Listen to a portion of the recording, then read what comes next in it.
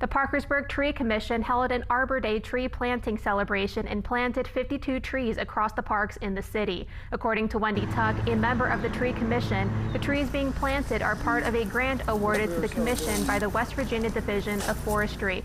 The commission planted the final tree at Parkersburg City Park to celebrate Arbor Day. Tuck says by adding trees, it adds a better quality of life to the city of Parkersburg.